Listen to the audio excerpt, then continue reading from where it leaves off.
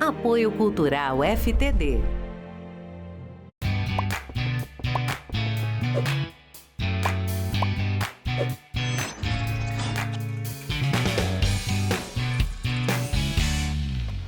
Olá, sejam bem-vindos ao De Propósito. Aqui a gente fala sobre propósitos de vida e como fazer de propósito para que as coisas aconteçam. Ceci, como você passou o final de semana? Ai, irmão Miguel, eu amei, né? Domingo a gente teve um almocinho bem gostoso lá em casa. Eu isso é tava muito comendo bom. sobre a mesa. Como assim? Comendo sob a mesa? Sobremesa. Sob a mesa, Sob- sobremesa, sob a mesa, como assim? Aí eu já fiquei um pouco confusa. Não sabe nem o que você comeu. Você Eu comeu realmente- sobremesa, você comeu sobre a mesa, você comeu... Ficou um pouco chato, né? A gente devia chamar alguém pra ajudar a gente. Vamos Acho lá. que esse convidado vai nos ajudar porque ele é formado e atua na área da educação. Estamos então com o professor Noslen Borges. Professor, seja muito bem-vindo ao nosso programa. É muito bom tê-lo aqui conosco hoje. Pô, obrigado, Miguel. Obrigado vocês pelo convite. Estou muito feliz de estar com vocês aqui, poder trocar essa ideia. Espero poder contribuir para o programa aí. Vamos lá, vamos que vamos. Mas você pode comer uma sobremesa sobre a mesa. Mas você também pode comer uma sobremesa sob a mesa. Depende de você pegar o potinho embaixo da E mesa. ficar embaixo pra ninguém Tá tudo comer certo. também, né? É, também, escondido. Fica melhor. Faz parte, dependendo do sabor, né? Se não quer compartilhar com ninguém, pode ser também. Estilo Ana Maria Braga, né? Mas enfim. É, isso aí. Professor, como a educação surgiu na sua vida? Bom, primeiro que eu sou filho de professora, né? Minha mãe é Olha. professora, né? Professora de educação física, hoje aposentada já. Então, a minha história com a educação começa cedo, né? Eu costumo dizer que desde Em casa, pequenininho, né? desde pequenininho eu tô dentro da escola, porque eu tinha um período que eu ia para aula e no outro período eu ia para a escola que minha mãe trabalhava. Então, eu ficava o dia inteiro dentro de uma escola, ou na minha ou na escola da minha mãe. Então, desde pequeno, o ambiente escolar é muito comum para mim. Então, eu sempre tive uma coisa que é assim, meio que em casa, extensão da casa. Sala dos professores era extensão da minha casa, porque eu sempre estava na sala dos professores com a minha mãe. Então, era muito comum isso para mim. Então, desde pequeno, eu tenho essa história com a educação. Mas até o ponto de eu me tornar professor, isso foi um outro processo. Né? Um processo bem mais demorado, porque eu precisei me descobrir também. Eu lembro que quando eu estava no ensino médio, a maioria dos meus amigos já sabiam o que queriam ser da vida.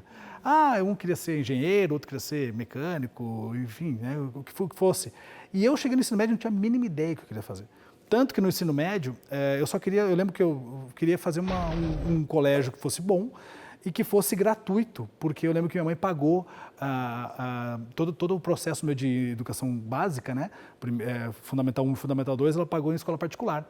E eu lembro que ela sofria muito para fazer esse pagamento, né? Eu falei, não, eu preciso de uma escola de ensino médio gratuita, boa, para livrar minha mãe disso. E aí eu lembro que fui fazer Cefet na época, que hoje não existe mais o Cefet, hoje são os IFES, né? Os Institutos Federais. E eu achei, não, vou fazer o Cefet para livrar minha mãe, mas sem a mínima ideia do que eu encontraria no Cefet. E aí no Cefet eu lembro que o básico do Cefet, né, as matérias básicas, era matemática, física e química, que eram as matérias que eu tinha mais dificuldade. Então, assim, todo esse processo, quando eu cheguei no ensino médio, eu falei, oxe, o que eu estou fazendo aqui, né?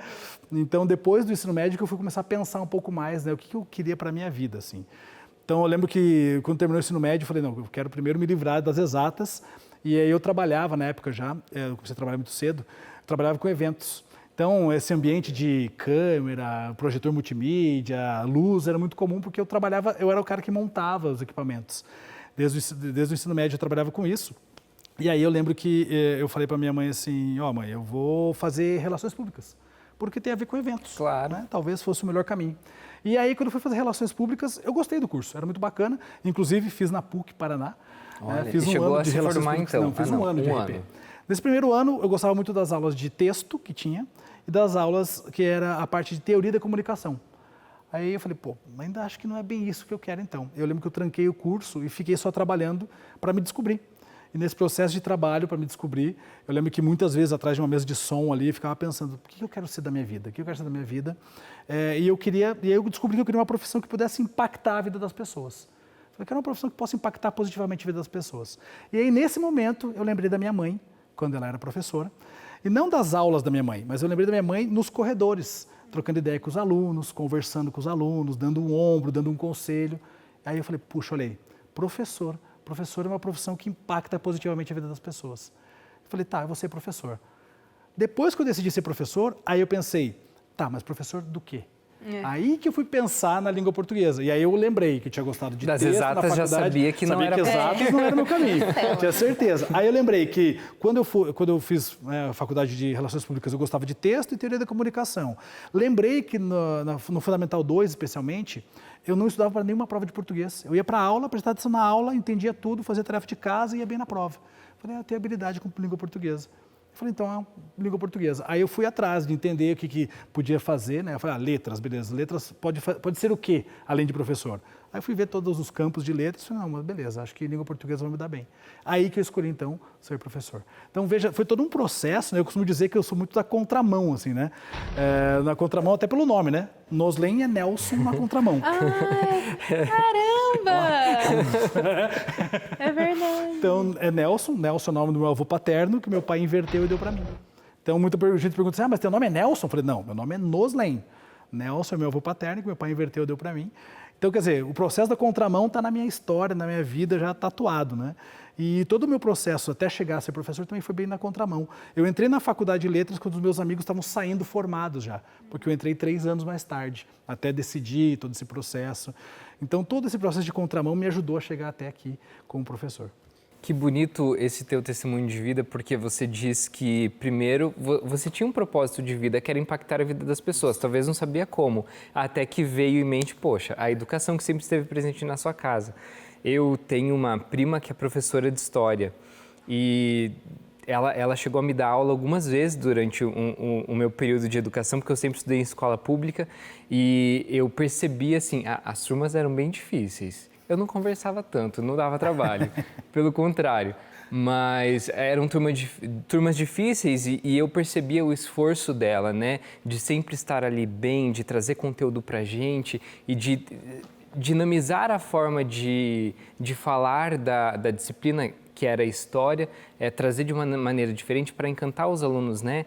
Enfim, para dizer que eu percebi o esforço que ela tinha e isso me inspirou quando eu estava na educação. Por isso que, e na época eu já estava discernindo a minha vocação, que atua na área da educação, então tudo foi fazendo sentido e ela contribuiu muito nesse processo.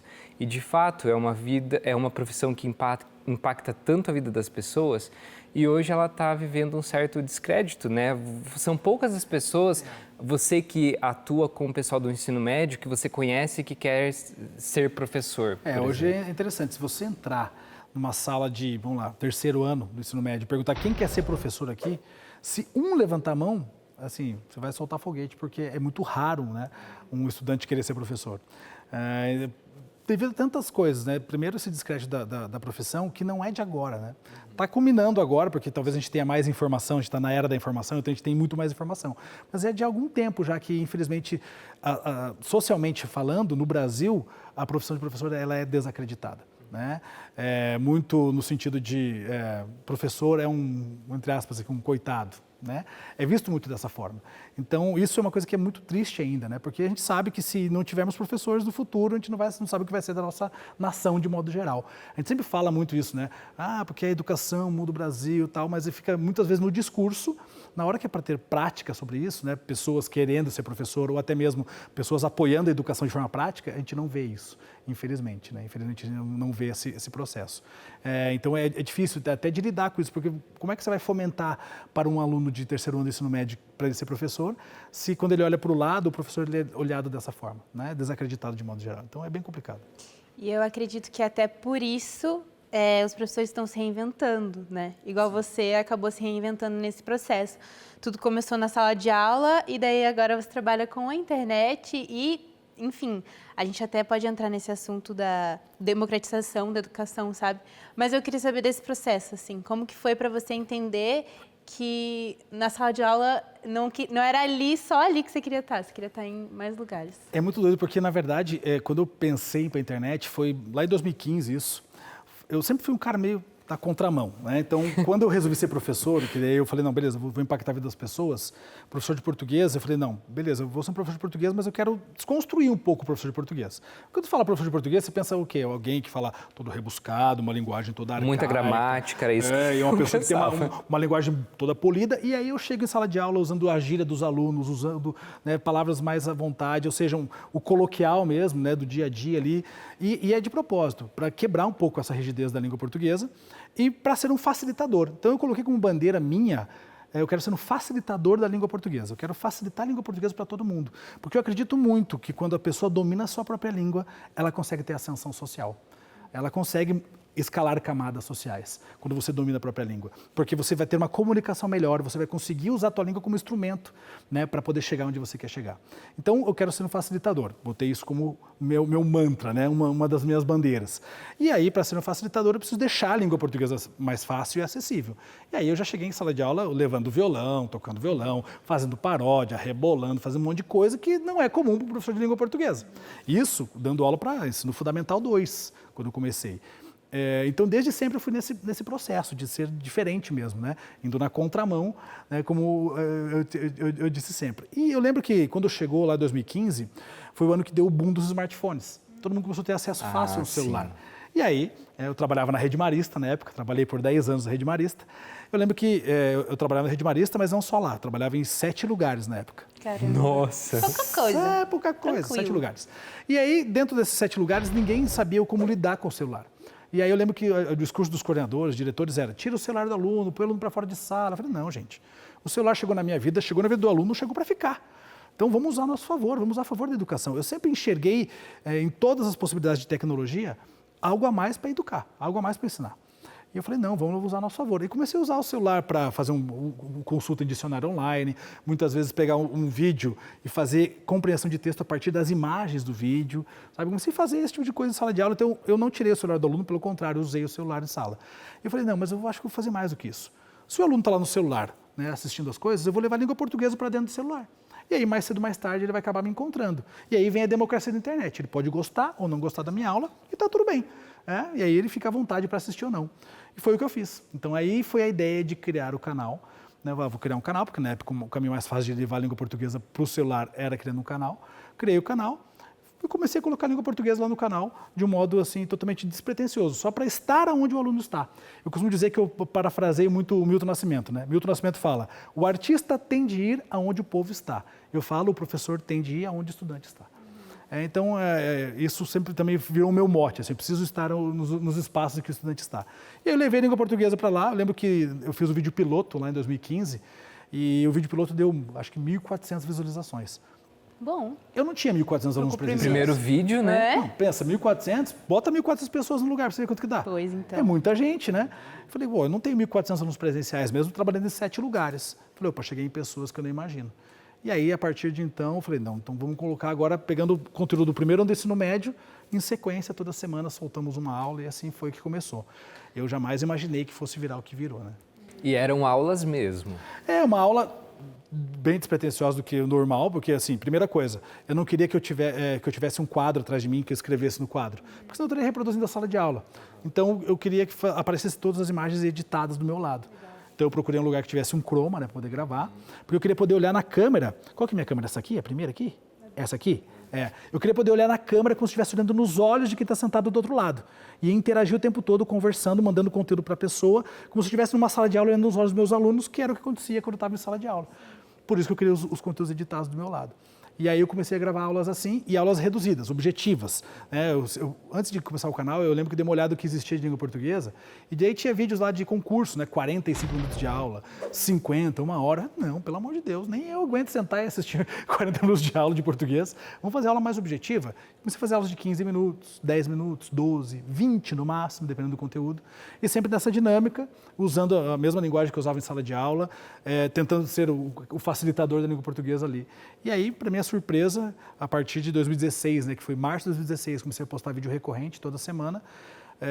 De março de 2016 até maio de 2017, o canal chegou a 100 mil inscritos. Legal. Então, assim, um absurdo, assim, né? Um absurdo. E na minha cabeça, né, na época eu não conhecia muito o YouTube, eu achava que todo mundo que abria um canal, 1 ano e pouco depois, tinha 100 mil inscritos. Aí me disseram assim, você vai ganhar uma plaquinha do YouTube. Eu falei, mas por quê? Porque você chegou a 100 mil inscritos. Eu falei, opa. Aí que acendeu uma luz, assim, acho que alguma coisa deu certo aqui. Acho que alguma coisa aconteceu. 100 mil não é normal. Então, aí eu falei, poxa, acho que deu alguma coisa certa aqui. Aí eu fui estudar um pouco mais a rede social, para entender melhor as redes sociais, para entender como é que eu podia entregar melhor ainda aquele conteúdo que eu já estava entregando. E aí, para minha surpresa, foi só crescendo, né? De 2017 para 2018 bateu 1 milhão, de 18 para 19 bateu 2 milhões, 19 para 20 deu 3 milhões, aí no meio da pandemia ali, finalzinho da pandemia quase bateu 4 milhões e agora a gente está chegando quase a 5. Pouca gente, né? 5 milhões, assim, coisa pouca. Pouquinho ali.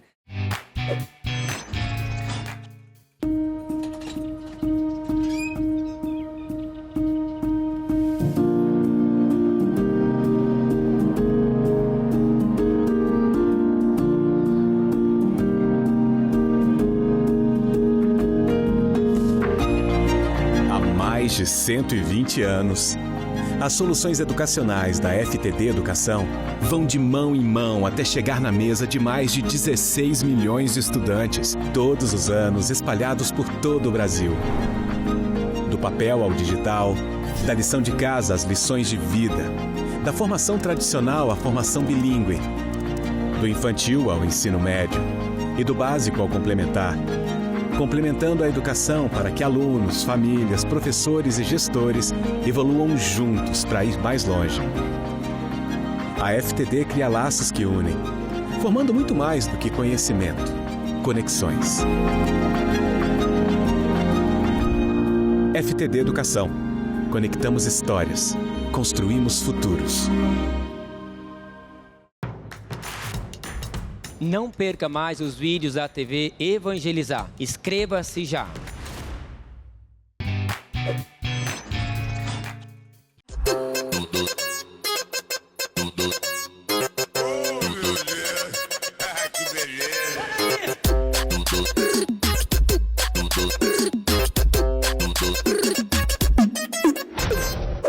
Professor, você que tinha o objetivo, quando pensou nessa vocação e profissão, de impactar muitas vidas, poxa, 5 milhões são muitas vidas impactadas. Sim. E nesse processo também você, com o avanço da tecnologia, das novas redes sociais, você também entrou ali no TikTok, no Instagram.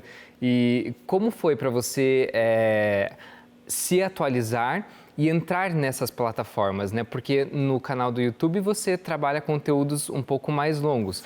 No Instagram e no TikTok são videozinhos muito curtos, né? E como foi para você isso e quais vídeos assim que você tem nos seus canais, nessas redes todas, que você mais gosta do conteúdo? Bom, primeiro assim, sobre estar em todas as redes, eu preciso estar onde o estudante está. Acho que essa é a máxima, né? Então, por isso que cada rede foi abrindo. Tanto que quando abriu o TikTok, que começou a bombar aqui no Brasil, eu falei, não, mais uma rede social, não.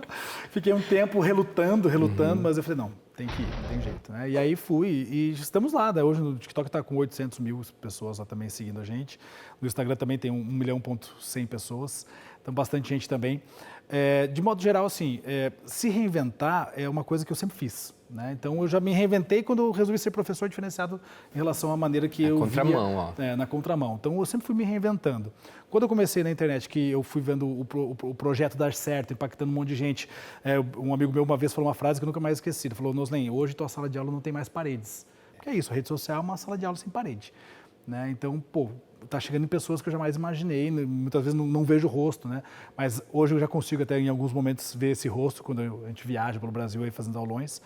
E eu fui vendo que eu preciso estar o tempo todo atualizado, né, dentro da rede. Então, preciso estar consumindo a rede também, de certa forma, para poder saber o que fazer para agradar. Conteúdos que eu tenho gostado, eu gosto de todos. É difícil falar assim, tem uma aula X ou Y, mas eu costumo dizer que eu tive a primeira vez um vídeo meu viralizado que não foi no YouTube. Meus vídeos nunca viralizaram, nunca tive um vídeo viral que eu soltei. Pela primeira vez tive agora, que foi esse da mesa, né? Sobre a mesa, sob a mesa. Foi o primeiro vídeo. E um vídeo muito viralizou. Simples, né? Simples, quando eu olhei, eu falei assim, meu Deus, algo tão simples. E esse foi o meu primeiro vídeo viral da vida, tá? Da minha vida, minha trajetória de internet, primeiro vídeo viral. Que eu soltei em 3, 4 dias, né? Acho que foi 3 dias, chegou a 6 milhões de visualizações. Esse foi o primeiro vídeo viral. Todos os outros vídeos são vídeos de cauda longa, que eu digo. É um vídeo que eu fiz lá em 2016, mas como a língua portuguesa não mudou de lá para cá, então as pessoas continuam consumindo em 2017, 18, 19, 20, 21, 23, enquanto não mudar a língua, eles continuam consumindo. Então os vídeos continuam impactando. No YouTube, talvez os vídeos mais divertidos são as paródias, que eu faço o clipe das paródias que eu faço, né? Então, paródia da crase, paródia da acentuação. Da acentuação eu botei o maiô da minha mãe, fui fazer o clipe. Então, tem essas coisas assim. Então, acho que são os vídeos mais legais, assim, que eu me divirto muito fazendo. De modo geral, eu me divirto gravando porque eu me divirto dando aula.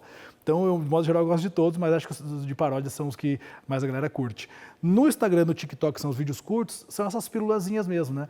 Como esse da mesa, que deu muito certo no Instagram. Já no TikTok é outra pegada, assim, né? Então, dependendo do vídeo que você faz, funciona, tem outros que não funcionam. O da mesa, lá no TikTok, não foi muito. Mas, em compensação, um outro lá que eu fiz, respondendo uma pergunta, foi muito bem. Então, né, depende muito da dinâmica da rede. Por isso que a gente tem que estar sempre se reinventando, estudando as redes, entendendo como fazer. Fica a dica, então, né, para o pessoal aí de casa buscar seus canais e ver esse tipo de conteúdo. Só procurar Professor Noslen em todas as redes aí que você vai me encontrar. Já é um desafio para aprender sobre as redes, para aprender como não portar, né, mas como estar ali, como atingir as pessoas. Mas também é um desafio, além disso, estar na internet, estar, assim, aos olhos de todo mundo, né? Sim. Como que foram esses desafios, assim, de transitar para a sala de aula, que você tem ali só seus alunos te vendo, para tanta gente te vendo? É muito doido, assim, né? Porque aquilo que você falou, na sala de aula eu olho nos olhos dos alunos, eu vejo, né, as reações, as expressões, se o aluno está feliz, se ele está triste, tudo isso eu consigo ver. Na internet eu não tenho, né? Meus olhos são a lente da câmera, eu estou ali olhando para a câmera e tentando imaginar como o estudante está do outro lado. E é interessante muitas vezes receber comentários do tipo, poxa, eu estava triste hoje, vim assistir sua aula aqui no YouTube e saí daqui feliz porque eu dei risada estudando a sua aula. Sabe? Então, é muito legal de ver isso. Falei, pô, eu não imaginava que uma aula de língua portuguesa pudesse animar a vida de uma pessoa, deixar a pessoa feliz naquele dia. E aí, muitas vezes, também encontro na rua, as pessoas me param e falam assim, professor, você salvou a minha vida naquele ano, naquela prova. Então, tanto que um dos slogans que eu volta e meia uso é, pô, o professor Noslen salvou a minha vida. Eu falo, ó, para te salvar de novo tem mais um vídeo aqui, né? Então eu tenho usado já esse slogan porque as pessoas têm me dito muito isso. Eu recebo muito comentário assim, ó, salvou minha vida. Um comentário que me marcou muito do online foi uma pessoa que mandou para mim assim, ó, eu estava desempregado, desesperado, para ser mandado despejado de casa, estudando para concurso. Não conseguia passar em concurso porque eu sempre ia mal em língua portuguesa, encontrei o seu canal, estudei para o seu canal, fiz o concurso, passei, hoje estou concursado. Caramba. E não estou mais passando fome, não estou mais passando dificuldade porque estou estabilizado, agora estou estudando para outros concursos para melhorar mais ainda. E aquilo me pegou, eu falei, caramba, velho. Sabe, porque aquilo que eu falo, não são 5 milhões de números, são 5 milhões de pessoas que estão ali. 5 milhões de pessoas que eu posso entrar na vida delas, que me permitem entrar na vida delas de alguma forma e através da educação realmente mudar a vida dessas pessoas. Então, só de falar, eu estou com certeza. assim, né? Porque, caramba, velho, e quantas outras pessoas que não tem ali, né? No presencial, eu tive também um aluno que uma vez, ele era um aluno que não queria saber de nada, não estudava, não queria saber de nada, e um dia eu chamei ele no canto, assim, eu falei assim, Tiago, o nome dele, eu falei, Tiago, não vou falar o sobrenome para não, né? Tiago, cara, você está numa escola boa, teu pai e tua mãe estão se dedicando para você, e eu lembro que eu dei um sabão nele, assim, passei aquele sabão nele, e falei, cara, toma vergonha, cara, olha o que você está fazendo, você tem tudo para ser uma pessoa super bem sucedida, você tem uma boa condição e tal. Eu lembro que eu falei um monte para ele saiu chorando daquela conversa. E ele foi, beleza, reprovou naquele ano. No ano seguinte ele fez de novo no mesmo colégio, estudou comigo de novo, daí beleza, passou e seguiu a vida e nunca mais encontrei com ele. E um dia, aqui em Curitiba, encontrei com ele num restaurante, ele veio, professor, eu sou o Tiago, falou, lembra de mim, você falou isso. Ele repetiu todo o discurso que eu fiz para ele. Falou, cara, hoje eu sou empresário, tô com a vida feita, assim, assado. Eu falei, caramba, velho. Sabe, e assim, naquele momento que eu dei a bronca nele, eu fui ser o professor ali para fazer o cara estudar. E não imaginava que ia dar tanto impacto na vida dele, né? Então, são duas situações que sempre eu lembro, assim, falo, puxa, vale a pena toda essa exposição, todo esse trabalho. Faz sentido, né? Porque por mais que a gente leve pedrada, porque a gente leva pedrada, a gente tem os hates. Ah, mas professor tem hate? Tem. Inclusive, tive muito hates que eram outros professores, né? Então, eu tive muito hate de professor, mas hoje também, graças a Deus, tem muito professor que está no meu canal, porque na pandemia eles me descobriram e usaram muito meus materiais na pandemia para poder ter um conteúdo de aula. E hoje tem muito professor que gosta do meu conteúdo. Então, apesar de toda a pedrada que eu levei até aqui, até chegar aqui, então vale a pena quando se lembra de todas essas histórias positivas. Que interessante. Com certeza, eu acho que me impacta muito essa fala do Thiago. Eu tenho uma amiga minha que ela está sendo professora, começou agora a ser professora, e ela recebe muito de outros professores comentários da turma que ela está dando aula, de tipo, eles são muito difíceis e tal, e ela vira para mim e fala, é só você saber lidar com eles, eles são jovens, a gente... Cara, ela me dá depoimentos, assim, de que ela faz um estilo de aula diferente que dá muito certo, e realmente, tipo, eu acho que a gente está numa época da nossa vida que a gente recebe tudo de forma muito forte, assim, quando a gente é jovem. A gente está recebendo muita informação toda hora. Então, se a gente recebe uma informação de que a gente é ruim, que a gente atrapalha, a gente vai levar isso para nossa vida. Mas se a gente recebe uma informação igual você deu, de tipo, você vai conseguir, vamos lá. A gente acaba trazendo isso também para o nosso futuro. Eu acho que passa pela empatia, né? Acho que é o processo de empatia. Você precisa se colocar no lugar do outro. Todas as vezes que eu dou aula, inclusive hoje, quando eu criei o canal foi isso, né? Eu olhava para a câmera imaginando o outro sentado do outro lado. Eu faço ainda hoje. Na sala de aula eu sempre tentava me colocar no lugar do aluno. Qual vai ser uma aula atrativa para esse aluno? Então, esse processo de empatia, de se colocar no lugar do outro para conversar, para entender o outro, ele é essencial na profissão de professor, né? E não é só na profissão de professor, acho que para a vida de todo mundo, né? A gente precisa se colocar no lugar do outro, senão a gente acaba se descolando demais da realidade, né? Então, esse é um processo importantíssimo. Ô, professor, a gente está se encaminhando para o final do programa, mas eu gostaria de... Que pena! Não, estava muito legal, eu estava super me divertindo aqui. Mas você que roda o país com os aulões e você hoje conhece muitas das realidades da nossa educação, né, pelo nosso país. Você consegue identificar, assim, algumas dificuldades dos nossos educandos, o que a educação atual hoje tem como desafio e se você puder também deixar alguma dica para o seu público que é jovem, né? Esse público que quer se dar bem no vestibular, enfim, que dica também você daria a esses jovens para a gente já ir fechando? Mas eu fiquei curioso para entender os desafios, assim, porque no Sul nós temos uma realidade, Norte, Nordeste, outra. Cara, é muito diferente. O Brasil é muito grande, né? Muito grande. Então, assim, quando a gente roda o Brasil, por exemplo, eu não tinha muita noção de como era a educação fora do Paraná. Porque eu sou daqui, dei aula aqui por muito tempo. Quando eu comecei a viajar e conhecer as realidades, eu conheci lugares que são, assim, absurdamente muito legais de educação. Então, assim, por exemplo, eu fui para o Nordeste e lá a educação está muito à frente do Paraná, por exemplo. Eu posso dizer isso de verdade, porque a maneira como é olhada a educação lá está muito à frente. Na maneira de se olhar a educação, de se fazer educação. Ao mesmo tempo, também tem um outro lado, né? Porque quando a gente fala de educação, eu falo muito do lugar de educação particular, né? Privada. Quando você vai para a educação pública, aí o Brasil todo tem um problema sério, assim, que vai muito além de só a aula pela aula, a educação pela educação, a estrutura pela estrutura, né? Você tem um problema social ali. Quando você vai para a área de educação pública, que é a mais importante, eu vejo que porque é onde está a maioria dos estudantes.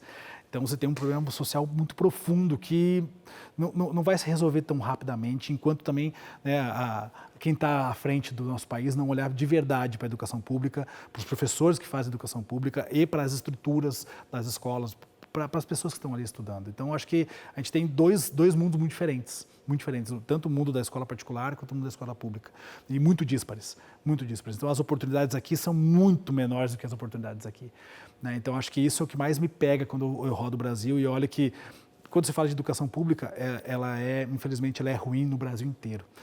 São poucos lugares, dá para assim, contar na mão quase os lugares que têm educação pública de qualidade de verdade, assim, sabe? Então, isso é uma coisa que me preocupa e que mexe muito comigo ainda assim, que um dia, se Deus quiser, eu vou poder fazer algo a mais, assim. Porque eu acho que eu já faço um processo, né, público, social, que é a rede social, tudo que eu entrego gratuitamente, mas tem gente que não tem nem um celular para ter acesso à rede social. E aí, como é que eu faço para chegar nessas pessoas?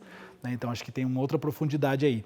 Para aquela pessoa que tem acesso à rede social, eu já consigo chegar de alguma forma. Para quem não tem, e aí? O que eu posso fazer? Então, acho que é isso que me pega mais quando eu olho para isso.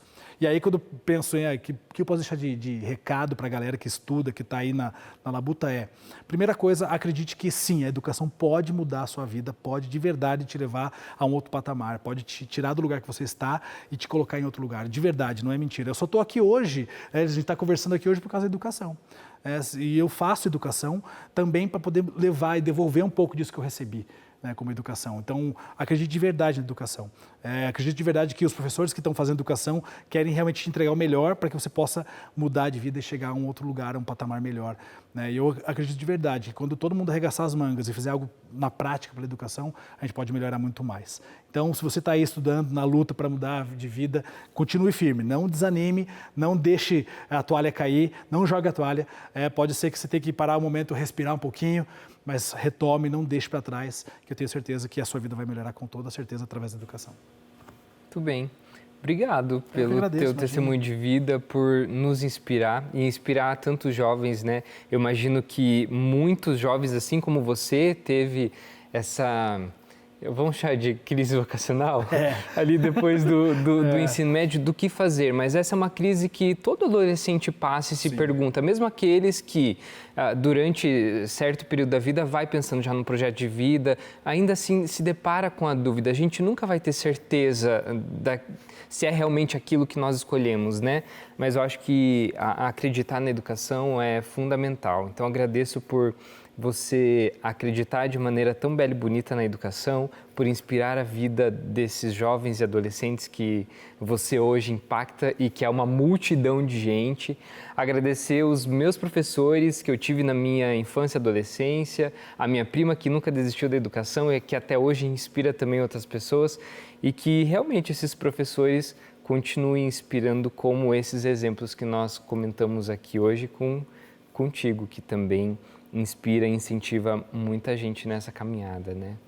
Eu acho que o que fica pra gente aqui, né, irmão Miguel, e para quem tá ali em casa, é como quando a gente coloca as outras pessoas no nosso projeto de vida, de levar o que a gente sabe para os outros, as coisas acontecem e acontecem bem. E foi o que aconteceu com você. Você colocou as pessoas no seu projeto de vida e de um jeito para melhorar cada vez mais. E realmente é o que a gente estava comentando até fora das câmeras, da democratização da educação, de levar aquilo para as pessoas que às vezes nem tem como, e tem as pessoas que a gente ainda não chegou, mas se Deus quiser, mais projetos de vida vão estar aí incluindo essas pessoas. E é isso, queria te agradecer muito. Eu que agradeço, obrigado pela oportunidade de estar com vocês aqui, conversar, um papo super bacana, super bom. Um prazer conhecê-lo. Obrigado de verdade, espero ter contribuído para o programa também e para a galera que está assistindo a gente aí, muito obrigado. É isso, com certeza. Gente. E hoje nós falamos com propósito, né, Ceci? É verdade. De propósito, né? De propósito. Então é isso, obrigado. A gente se vê no próximo programa, né, irmão Miguel? Tchau. Tchau, até mais.